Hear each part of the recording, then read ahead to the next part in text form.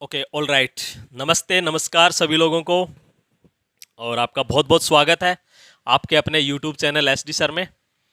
तो मैं आपके सामने एक नया क्वेश्चन लेके आ चुका हूँ, और क्वेश्चन मैं ऐसे ही लाऊंगा जो मतलब कि बच्चों को दिक्कत करते हैं, जो थोड़े से ठीक ठाक लेवल के क्वेश्चन है, जो अक्सर मतलब कि सोचने पे मजबूर कर दिया करते हैं। ऐसे क्वेश्चन हम यहाँ पे डिस्कस कर रहे हैं इन शॉर्ट वीडियोज में अपने। ठीक है, आज भी एक ही क्वेश्चन है, ये एक ही क्वेश्चन हम इसमें डिस्कस करेंगे। तो क्वेश्चन क्या है, आप स्क्रीन पे देख लीजिए, जब तक मैं उसको पढ़ता हूं हिंदी में समझाता हूं आपको कि क्या क्वेश्चन के अंदर दिया हुआ है। देखो क्वेश्चन क्या कह रहा है कि अतुल ने 12,000 रुपए की राशि उधार ली और पहले वर्ष के अंत में 4800 रुपए। ध्यान से देखना, उसने 12,000 रुपए उधार लिए और पहले वर्ष के अंत में 4800 रुपए। देखो पहले वर्ष की बात कर रहा है, पहले वर्ष के अंत में उसने 4800 रुपए दे दिए। फिर आगे पढ़ो, दूसरे वर्ष के अंत में उसने 9,240, मतलब कि अब उसने 9,240 रुपए देके क्लियर कर दिया होगा, रुपए का भुगतान करके और इसे चुकाने के लिए सहमत हुआ। मतलब कि सहमत हुआ मतलब कि उसने पहले 4800, फिर दोबारा उसने 9,240 रुपए दिए, तो उसने खत्म कर दिया होगा अपना जो भी उसका हिसाब था, वो पूरा चुकता कर दिया उसने। सालाना चक्रवृद्धि ब्याज की दर पूछ रहा है वो यहाँ पे। देखो कैसे निकालेंगे, पहले मेरी बात को समझो ध्यान से। ठीक है, क्वेश्चन आपने देख लिया, अभी देखो पहले समझो क्वेश्चन क्या कह रहा है, पहले इसकी लैंग्वेज को पकड़ने की कोशिश करो आप। देखो क्वेश्चन कह रहा है कि अतुल ने 12,000 रुपए लिए, पहले वर्ष के अंत में 4800 रुपए दे दिए, और फिर दूसरे साल में 9,240 रुपए दे रहा है। तो बात को पकड़ो, देखो क्या कह रहा है। वो कह रहा है कि पहले साल में 4800 रुपए उसने जब दिए,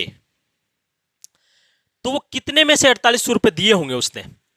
मान लो कि भाई उसने यहां पे, मान लो यहां पे उसने 12,000 रुपए उधार लिए, फिर एक साल पूरा हो गया, एक साल कंप्लीट हो गया, उसके बाद वो 4800 रुपए दे रहा है। उसके बाद क्या कर रहा है वो, 4800 रुपए दे रहा है। और फिर उसके बाद एक साल और पूरी हो गई, एक साल और पूरी होगी, तब वो जाके 9,240 रुपए दे रहा है, और यहां पे उसका हिसाब क्लियर हो जाता है।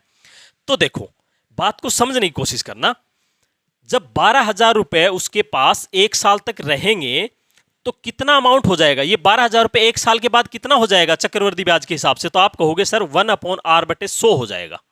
इतना हो जाएगा, नहीं हो जाएगा। अब इतना हो गया, और उनमें से वो कह रहा है कि 4800 रुपए मैंने दे दिए। चलो अच्छी बात है, दे दिए।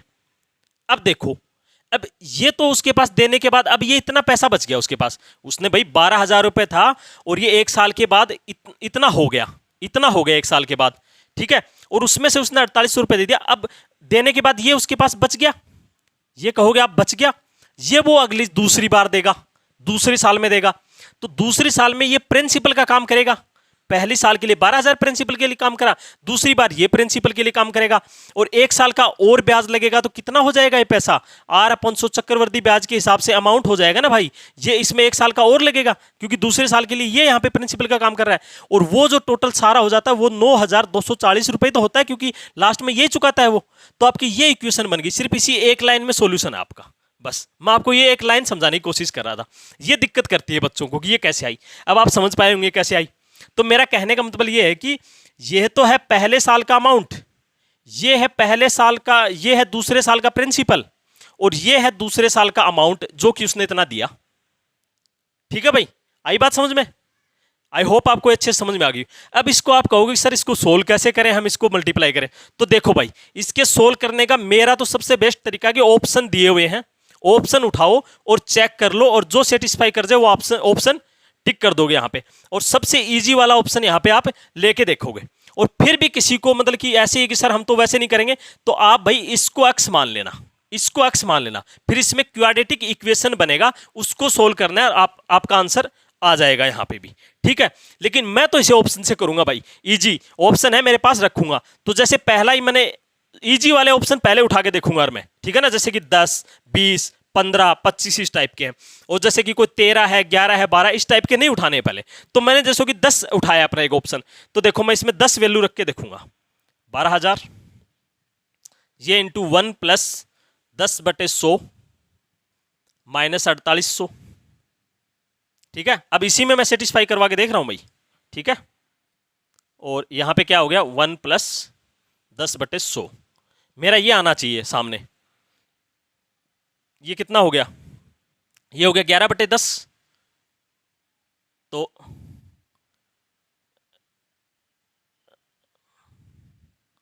यहाँ पे हो गया इसको 110/100 यानी कि 11/10 माइनस 4800, और यहाँ पे भी ये क्या है 11/10। अब इसको देखो सोल्व करते हैं, जीरो काटो, जीरो जैसे ही काटोगे आप तो यहाँ पे कितना हो जाएगा 12 को करोगे तो ये आगे कर रहा हूँ भाई 132 के आगे 2 जीरो और माइनस 4800, और यहाँ पे क्या है 11/10 है, एक जीरो और काट लो, ये काट दिया ये काट दिया। ठीक है भाई। अब देखो तो इसमें ये 1320 है, ये 480 है, तो अभी आप इसमें से 480 निकालोगे तो इसमें से सीधा 500 निकालो आप, 480 को कंसीडर नहीं 500 निकालो तो 800 बचेगा, 20 पहले से तो 840, तो यहाँ पे 840 और 840 को 11 से मल्टीप्लाई और 11 और 88 और ये कितना हो गया 9240 आ गया। देखो सोल्व करके देखना। ठीक है भाई। यहाँ पे देखो इसको कैलकुलेशन करने का 480 को एक बार 500 मान लो, 13 में से 500 निकालोगे 820 पहले से तो 820 और 20 और कम है तो 840 हो गया। 840 को जब 11 से मल्टीप्लाई करूंगा तो 9240 ही आएगा। यही अपना आंसर। इसका मतलब मेरा क्या है आर बराबर जो 10% है ना वही मेरी रेट है। ठीक है। मेन चीज आपको ये लाइन सीखनी थी भाई, मेन चीज आपको ये लाइन सीखनी थी, फिर तो आप कर ही लोगे इसे ऑप्शन से।